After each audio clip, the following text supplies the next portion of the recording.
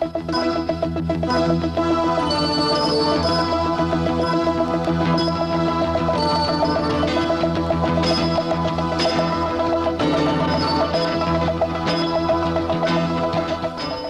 videotape is an introduction to one of the most valuable machine tools, the engine lathe.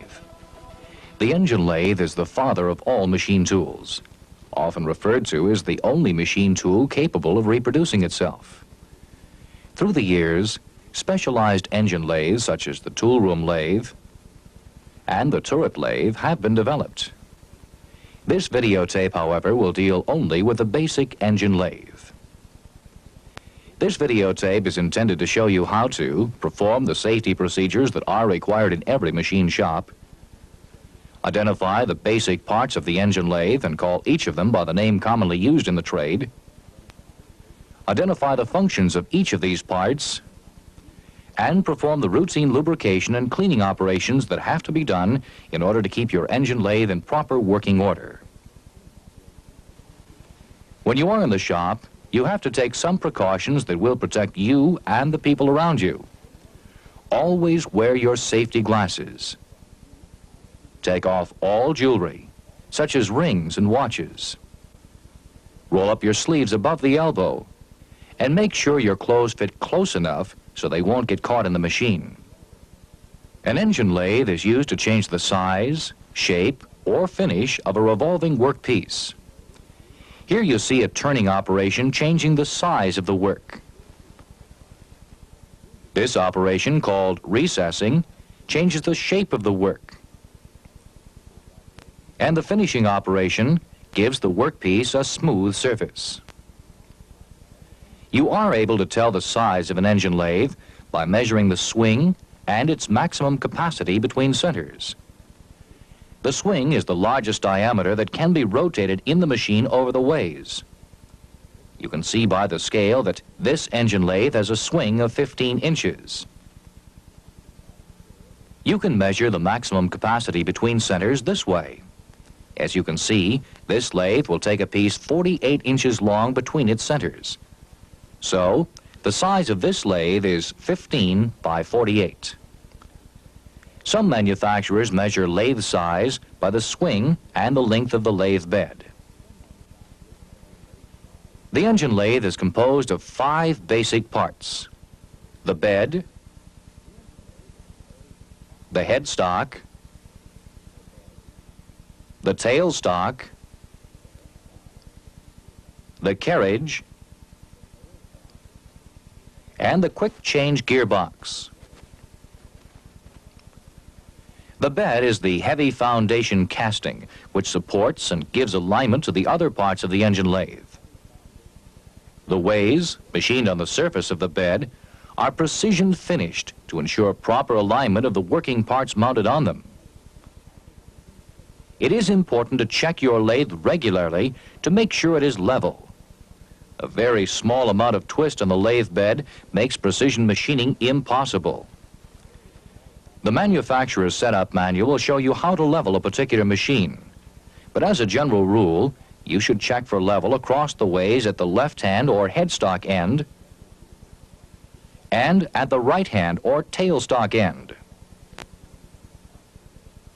Now check for level lengthwise to the bed by putting the level on one of the ways. The headstock is the fixed housing at the left-hand end of the ways. It contains the gears or belts that transmit the rotating power from the motor to the spindle. There are 3 ways to transmit the power.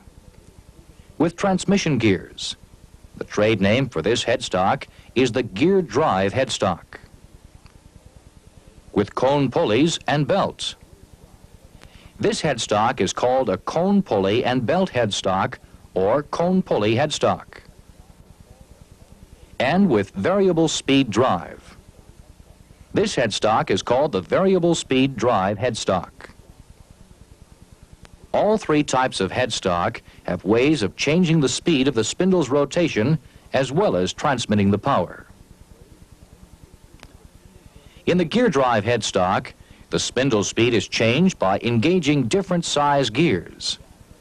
These changes are made with the lever on the front of the headstock. The cone pulley and belt drive headstock rotates the spindle by a belt running over the pulleys. Spindle speed is changed by moving the belt to different sets of pulleys. The variable speed drive headstock uses a split pulley and belt to turn the spindle. By moving the halves of the split pulley closer together or farther apart, you can change the pulley's diameter, and that changes the speed of the spindle's rotation. The controls for setting the RPM of the spindle are on the front of the headstock. With these controls, you can change settings to give you the spindle speed you want. The headstock spindle runs through the center of the headstock. It is hollow, and long workpieces of small enough diameter can be inserted through the spindle to extend beyond the left-hand side of the headstock. The spindle on the lathe is fitted with a spindle nose. There are 3 types: the tapered spindle nose, the threaded spindle nose, and the cam lock spindle nose. This is a tapered spindle nose. It has a threaded collar for precise alignment and a key drive to ensure against slipping during operations. The threaded spindle nose gives alignment and drive by screwing the attachment directly to the spindle. And the cam lock spindle nose will have 3 or 6 locks, depending on the size of the attachment. This type can be changed very quickly and provides good alignment. The inside of the headstock spindle has a machined taper to accept a sleeve and center.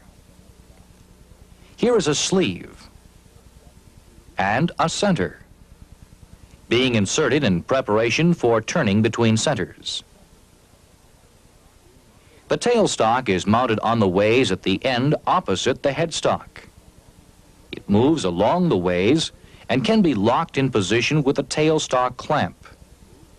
It can be used to support the right-hand end of the workpiece or to hold attachments for drilling and reaming operations. The tailstock spindle has a machined internal taper to accept centers and drill chucks. The tailstock spindle can be moved in and out with a tailstock hand wheel and can be locked in place with the tailstock spindle clamp. The tailstock can be offset in its own base for taper turning by use of the offsetting screws. Cricket marks will show the offset taper in the tailstock spindle. The carriage moves along the bed lengthwise between the headstock and tailstock.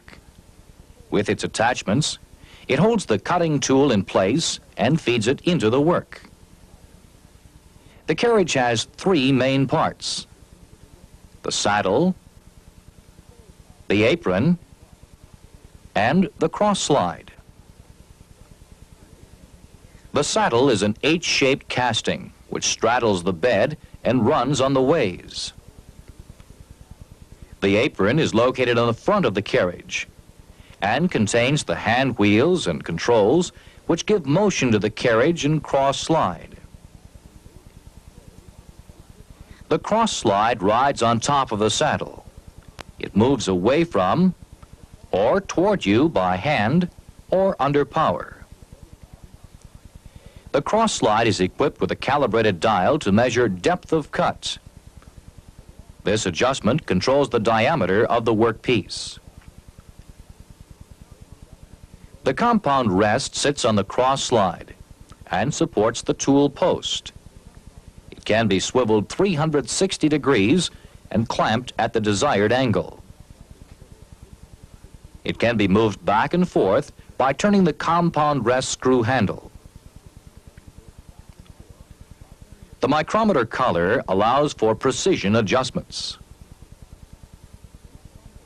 The tool post assembly, which sits atop the compound rest, consists of 3 parts: the post, which fits into a slot in the compound rest, the base, which is machined concave to provide a height adjustment, and the rocker arm, which rests in the base.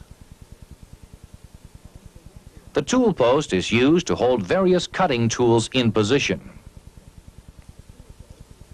The quick change gearbox is on the front of the headstock. It contains levers that set the rotation speeds of the lead screw and feed rod. When the lead screw is engaged, it provides automatic feed parallel to the ways for threading operations. When the feed rod is engaged, it provides automatic feed parallel to the ways for turning operations. Lubrication of the engine lathe is very important if you are going to keep it in proper working order. You should make a daily check of the oil level in the sight gauges and add the proper oil if needed. You should also soft oil the points located in the lubrication manual. Include the ways, the lead screw, and the feed rod. The lathe also has a number of grease fittings.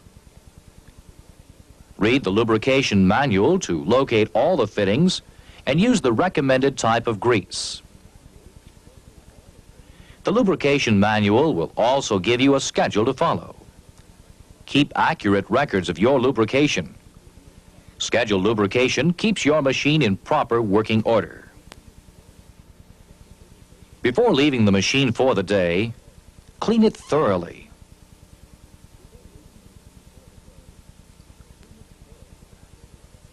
After you have cleaned the machine, apply a light coat of oil to all machined parts.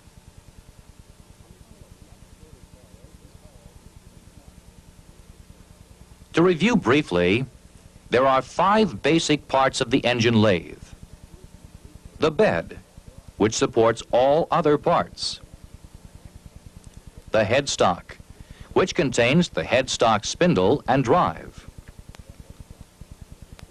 The tailstock, which holds the tailstock spindle and supports the right-hand end of the work. The carriage, which holds the tool and feeds it into the work. And the quick change gearbox, which provides automatic feed for facing, straight turning, or machining threads. These are the basic parts of one of the most important machine tools, the engine lathe.